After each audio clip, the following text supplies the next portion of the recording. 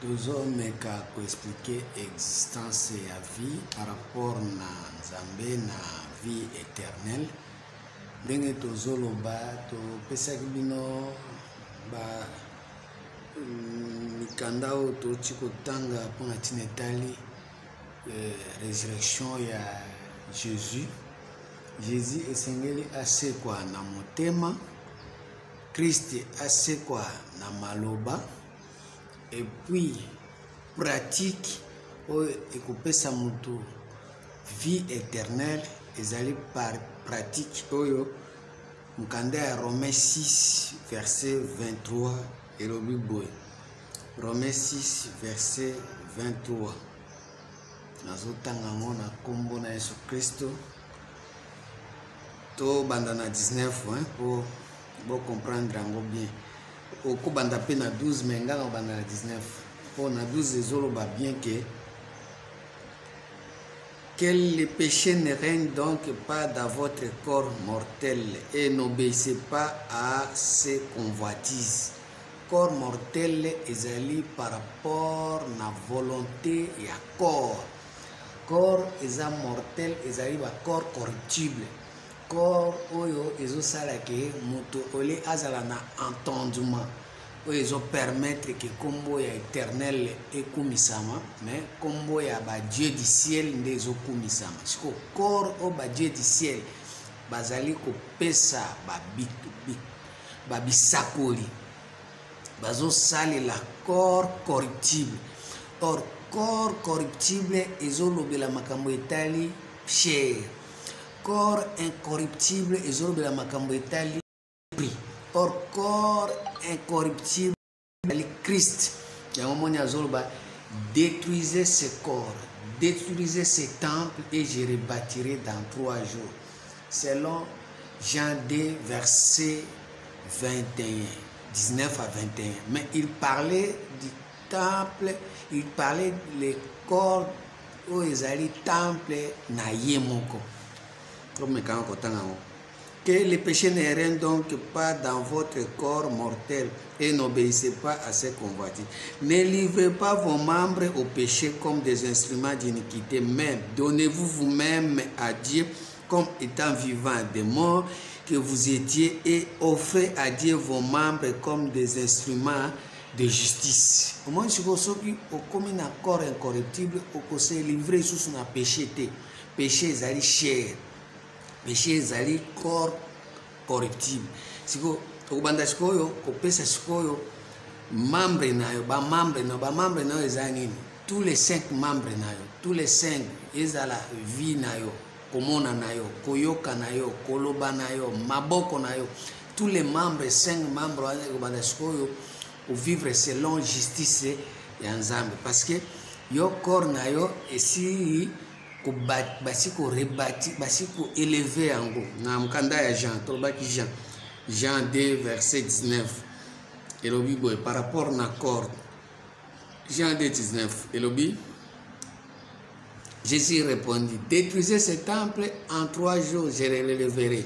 Les Juifs dirent, il a fallu 46 ans pour bâtir ce temple et toi en 3 jours tu le relèveras. Mais il parlait du temple de son corps. Il parlait du temple de son corps. Si vous prenez dans Mukanda, il y a Romain, ne livrez pas vos corps. Corps na yo na ko livrer ngo lisusu te na ba membre na yo na lisumu. Ça veut dire ce qui est aussi comme na corps que le péché ne règne donc pas dans votre corps mortel et n'obéissez pas à ses convoitises. Ne livrez pas vos membres au péché comme des instruments d'iniquité, mais donnez-vous vous-même à Dieu comme étant vivant des morts que vous étiez et offrez à Dieu vos membres comme des instruments de justice. Avant de résurrection Jérusalem. Corps na yo liboso, membre na yo liboso, nzalaki ko vivre na kati ya péché, na kati na chair, mais sikoyo osekui. Okomi sikoyo ko vivre na opesi corps na yo mobimba, opesi membre na ba membre na yo nyonso. Eyo keli na yo, elobeli na yo, opesi yango kaka na justice ya Nzambe. Or soko opesi yango na justice ya Nzambe, nde sikoyo olongwe na liwa okomi na kati ya Christ. Christ oyo alobi Tu n'as voulu ni sacrifice, ni holocauste, mais tu m'as formé un corps. Oh Dieu, je viens pour faire ta volonté. Ta volonté. Volonté à Nan. Il y a Yesu. Il y a Yesu. Il y a Nzambe Tata. Nzambe Tata, ils ont permettre que Osa Yesu, fils de David, était comme fils de Dieu parce que tu es ressuscité par rapport à Christ. Pour ressusciter à Christ, ce qui corps nayo et comme obéir kaka et comme une obéissance na makambo ya Nzambe. En moins 19 obi. Je parle à la manière des hommes à cause de la faiblesse de votre chair. De même donc que vous avez livré vos membres comme les esclaves. Vous avez livré vos membres comme esclaves à l'impureté, à l'iniquité, pour arriver à l'iniquité, ainsi que maintenant, livrez vos membres comme esclaves à la justice pour arriver à la sainteté. Moi, je suis membre de corps, et okeri nayo, et loberi nayo, et moneri nayo, et simberi nayo. Ba parti nyon soana, livré à moi, le kola esclave à la justice, au komanakati ya bosantu, au kosekwa. Car lorsque vous étiez esclave du péché, vous étiez libre à l'égard de la justice. Quel fruit portiez-vous alors? Quel fruit portiez-vous alors? Des fruits donc que vous régissez aujourd'hui, car la fin de ces choses, c'est la mort. Et on moni Jésus cher, babo makango. Nzoto ya masumu, o ezali Christ. Boyebi na ndenge ya nzoto, babo makango. Parce que soukanango ezali liwa. Mais maintenant, étant affranchi du péché et devenir esclave de Dieu, vous avez pour fruit la sainteté et pour fin la vie éternelle. Ce qu'on livre ce qu'on membre nayo, c'est-à-dire eyokeli nayo, elobeli nayo, esaleri et simbeli nayo. Nyon soana au livre ngo siko lokola esclave ya Nzambe. Au komi sikoyo na ba fruit o ezali sainteté. Et soukanango ezali vie éternelle. Or, vie éternelle ezali soki yo mutoyo okoti siko na makambo na ngina tanga na verset 23. Car le salaire du péché c'est la mort, mais les dons gratuits de Dieu c'est la vie éternelle en Jésus-Christ notre Seigneur. Les dons gratuits de Jésus. Les dons gratuits de Dieu. Dons gratuits.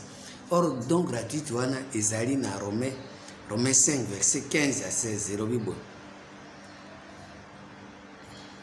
Et mais il n'en est pas du don gratuit comme des offenses, car si par l'offense d'un seul, il en est beaucoup qui sont morts, à plus forte raison, la grâce de Dieu et les dons de la grâce venant d'un seul homme, Jésus-Christ, ont-ils été abondamment répandus sur beaucoup. Et il n'en est pas du don comme de ce qui est arrivé par un seul qui a péché, car c'est après une seule offense que le jugement est devenu condamnation, tandis que le don gratuit devient justification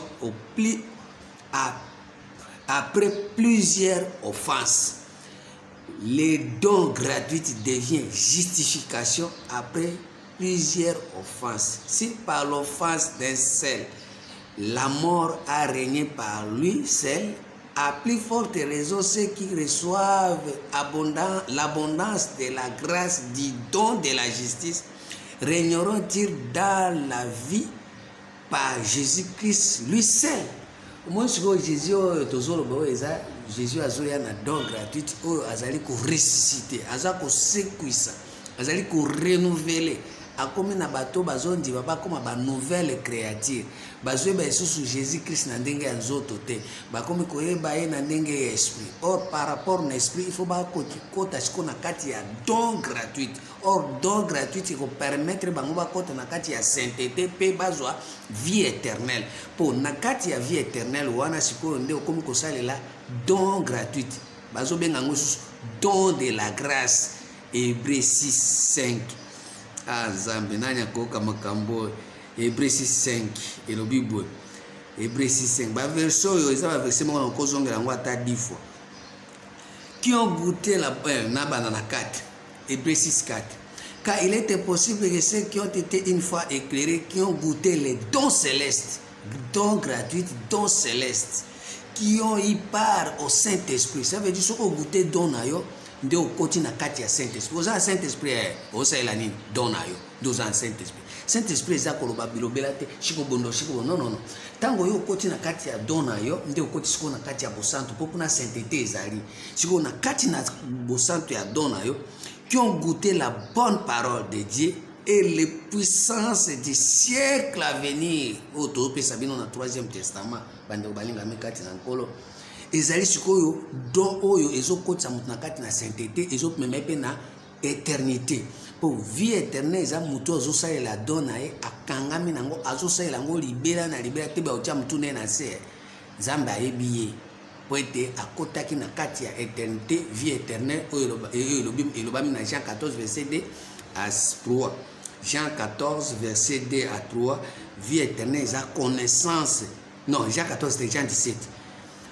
Selon que tu lui as donné pouvoir sur toute chair, afin qu'il accorde la vie éternelle à tous ceux que tu lui as donné. Or, la vie éternelle, c'est qui te connaissent, c'est toi le seul vrai Dieu et celui que tu as envoyé, Jésus-Christ. Ceux qui te connaissent, toi le seul vrai Dieu, Esprit. Jésus-Christ, oya seku na motema. Christ et Jésus oya seku na motema. Christ oya zoloba siko na kati na évangile. Ça veut dire oyebi Christ Jésus oya seku na motema, oyebi Christ azo aseku na évangile. Entre temps oyebi tata ezali esprit ezouta na don gratuit, don de la grâce oza éclairé na don na yo ndeko na ngai à ce moment là liwe kozala isusu te pamba te tango yo kokufa don yo ana ba eve ya don na yo ekoza accompagner yo mukanda Apocalypse 14:13 elobi nini mutumoko yo kanga tali kambo na zolobo nzambe na bomo. Et j'entendis du ciel une voix qui disait: écrit, heureux dès à présent les morts qui meurent dans le Seigneur. Oui, dit l'Esprit, afin qu'ils se reposent de leurs travaux, car leurs œuvres les suivront. Au coup, finakati na Seigneur, ça veut dire mati nakati na Esprit. Seigneur, ce n'est que l'Esprit.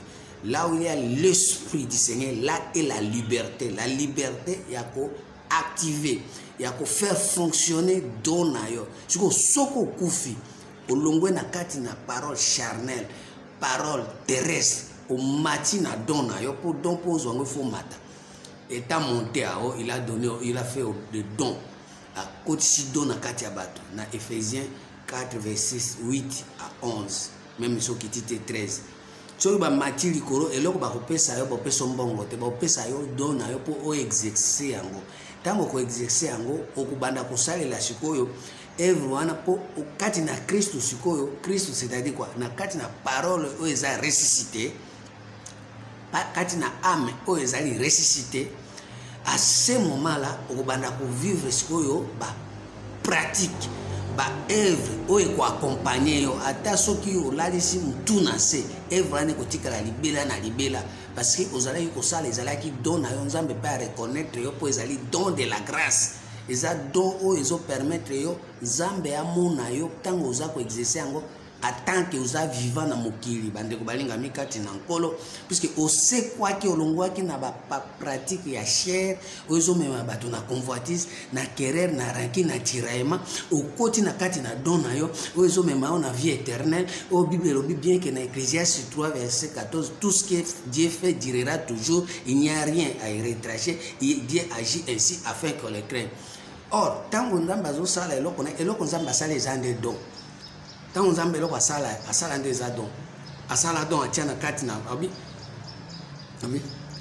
abi boy na mkanda Ecclésiaste 3 verset Ecclésiaste 3 verset 11 totanga ngo poto comprendre yango bien. Ecclésiaste 3 11 nzambe alobi boy 11.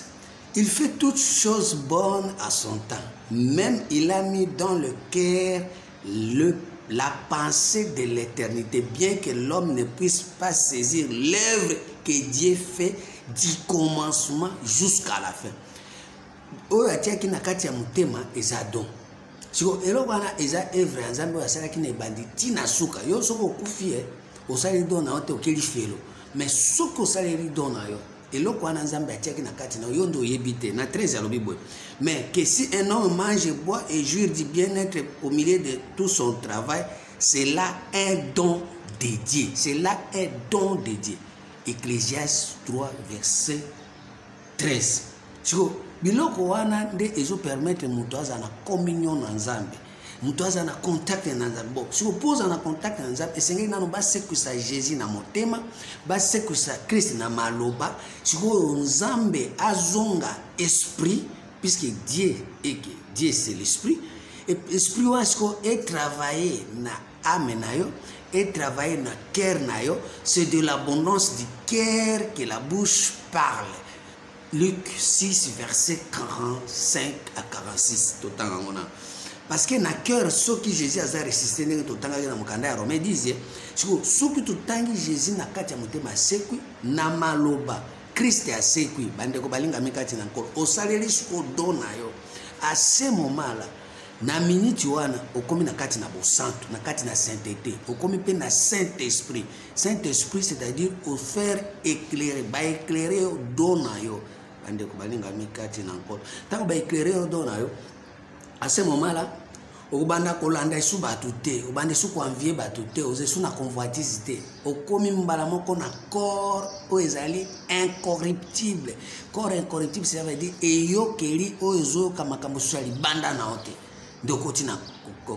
Tu m'as formé un corps. Oh Dieu, je viens pour faire ta volonté. Tu n'as voulu ni sacrifice, tu m'as ouvert l'oreille. Oh Dieu, je viens pour faire ta volonté. Oreille, et yo kelo no komi koyo kama kamboza na kati nayo. Ozo ke suma kambali banda na ote bande walinga mikati na corps. À ce moment-là, bo santo ekoti. Tant bo santo ekoti. Jésus a seku na motema, Christ a seku na âme na elobeli. À ce moment, ba pratique na yo, œuvre na yo, fruit na yo. Ils ont même na kati na justice et puis on se retrouver na vie éternelle. Bande ko baninga mikati na encore vie éternelle, Jean 17 verset 3. Ceux qui te connaissent toi le seul vrai Dieu et Jésus-Christ que tu as envoyé. Soto kei na mukanda ya Jean 14 verset 23. Jean 14 23. Oh Nzambe sunga mutu moko ayo kama kamboyo. Kambozo ta mbinguni. Les autres fraîches mbinguni. Jésus lui répondit, si quelqu'un m'aime, il gardera ma parole et mon Père l'aimera. Nous viendrons à lui et nous ferons notre demeure chez lui. Moi je dis, tata aye na kati na yo esprit, Jésus aye na motema na yo parole oyo elongoli chair et tikali parole. Jésus répondit, si quelqu'un m'aime, il gardera ma parole. Parole là n'est sous chair. Les paroles que je vous ai dites sont esprit et vie. Et comme sous parole esprit. Et comme pe na vie, comme ko vivre yango, comme ko tambola ozoka boy parole là n'est sous ça mouvement. Eza ko animer yo. Eza ko révolter yo. Eza ko tungisa yo de façon que o agir. Jésus a lobby, Jésus nde a lobby. Ah Jésus ezali Jésus a marité. Oh Jésus basi ba sécuisa. Pour so ba sécuisa kaende na motema. Christ so ba sécuisa kaende na âme. Et on moni Bible lobby bien na Luc 10 verset 27. Tu aimeras ton Dieu, tu aimeras le Seigneur ton Dieu de tout ton cœur, de toute ton âme, de toute ta force. Vous moi est-ce que or force ils ont permis de pratique. Ande ko balinga mika na nkolo. Et tu aimeras reprocher comme toi-même. Biloko asiko eza makambo eza tiko zelaka okufaka ndio kende koyoka. Non. Tant que vous en vivant, oye pa Nzambe na 3e testament eloko tokola iso yango wana. Isengeli olinga Nzambe na motema na mobimba. Po soko linge na motema na mobimba ko sekuisa Jésus na kati ya motema. Soko linge na âme na mobimba ba ko sekuisa Christ na kati ya âme. Soko linge siko na force na yo oko vivre don na yo. Si vous pratiquez, vous appliquez et vous avez un pe na sima nango récompense ezali Saint-Esprit pour yango ndezo animé yo et puis récompense ya monene ezali vie éternelle. Nanya koyoka makambo bande ko balinga mikati na nkolo. Récompense ya monene eza vie éternelle bomo ya seko, c'est-à-dire mutoki ko bloquer ote, mutoki ko pekisa yote, mutoki ko décourager yote. Ce que vous allez na don ya kukaba okukaba mtu akupikiswa azate so zana don ya kotea mtu akupikiswa azate mtu akufrenea azate so zana ya don ya mbongo ya kusala mbongo oza tunju mtu wa mbongo tebo yokozala kaka mbongo na mbongo obi o nyoso nzambe asala ka umela ka kenene lo ba kolongola te lo ba ko bakisa te ezaka na variation te na mukanda ya Jésus répondit si quelqu'un m'aime n'est-ce pas tango celui qui ne m'aime pas ne garde pas mes paroles et la parole que je vous attendais n'est pas de moi mais du Père qui m'a envoyé. Père esprit. Ça veut dire aux raisonner esprit aux inspiration. Et puis tant aux inspiration aux ali Père na kati na cœur aux Jésus aux parole tant kolinga ko bloba olobi Christ na kati na ame na yo mbala moko don na yo ezali ko exécuter bo santu na bo santu nazo pesa explication claire ya mbingoni parce que kanda ya nzambe ezali obi kanda ya nzambe ezande na makambo na zolo bo nzambe atia kanda na aina bato kala. La colère de Dieu s'est relevée du ciel contre toute impiété, toute injustice des hommes qui retiennent injustement la vérité captive. Mais biso a tokangi vérité toujours bimisela bino to pesa bino ngo pepe to pesa passa. Car ce qu'on peut connaître de Dieu est manifesté pour eux, Dieu leur a fait connaître. Net toujours la sabino clair. Liboso bazo la sabino ngote. Bazo ko pesa détail te mais biso to pesa bino détail ya makambo esengeli boye bayango. En effet, la perfection invisible de Dieu, sa puissance éternelle et sa divinité se voient comme à l'œil depuis la création du monde. Quand on les considère dans ces ouvrages, ils sont donc inesquisables. Qui sont ceux-là qui sont inesquisables? Ce sont ceux-là qui marchent selon la chair. Bazolinga kotambola selon l'esprit te po ete bako sa posa ya nzambe na mutema ya batu. Bango wana nde siku nzamba ko eskize bango te puisque baza ba fils de Dieu ba oyo bazauta na kati ya libuma ya David. Mais soki ba sekwi tanki ba longwe na kati na chair oipa ya David ba ko sekwa siko en esprit po ete bako ki sa posa ya mutema ya nzambe o ezolobama par rapport na don gratuit o ezali don céleste o ezali destin ya moko na moko o ezali vocation ya nzambe na kati ya bomo ya moko na moko de façon que kombo ya nzambe chola malisusu te kombo ya nzambe zwa lokumu kombo